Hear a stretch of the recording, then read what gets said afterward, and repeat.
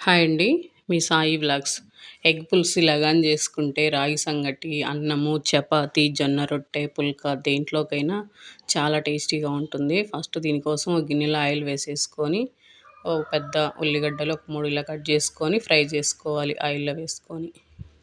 ఇవి ఇలా ఫ్రై అయిన తర్వాత 2 స్పూన్ల ధనియాలు, అర స్పూన్ మెంతులు, ఒక స్పూన్ జీలకర్ర, ఒక 15 మిరియాలు, చెక్క, లవంగ ఇవన్నీ వేసి అది ఆయిల్లో కాస్త ఫ్రై చేసుకొని, ఒక పెద్ద సైజు టమాటోలు 2 కట్ చేసి వేసుకొని, సాల్ట్ వేసేసుకొని ఈ టమాటో మొత్తం మగ్గించుకోవాలి. మూత పెట్టి మగ్గించుకుంటే మెత్తగా అయిపోతుంది కదా. ఈ టమాటో అంతా మగ్గిపోయిన తర్వాత ఇప్పుడు కొంచెం చింతపండు, మనం తినే పులుపుని బట్టి, పచ్చి కొబ్బరి, వెల్లుల్లిపాయలు, పసుపు, రుచికి సరిపడా కారము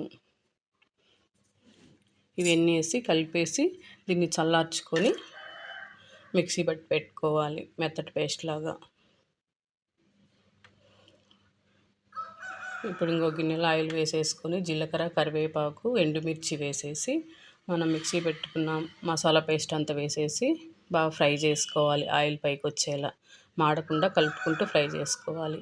ఇప్పుడు అదే మిక్సీ జార్లో 1.5 గ్లాసు నీళ్లు పోసుకొని ఆ నీళ్ళు కూడా వేసేసి సాల్ట్ చూసి వేసుకోవాలి. ఈ పులుసు మరిగేటప్పుడు ఒక 6 కోడిగుడ్లు ఉడకబెట్టి వేసుకున్నాను. అందులోనే 2 పచ్చిమిర్చి వేసా, కాస్త పుదీనా, కొత్తిమీర వేసి మధ్య మధ్యలో కలుపుకుంటూ ఒక 10 నిమిషాలు ఉడికించుకుంటే ఎగ్ పులుసు రెడీ. చాలా టేస్టీగా ఉంటుంది. అన్నము, చపాతీ, సంగటి దేంట్లోకైనా.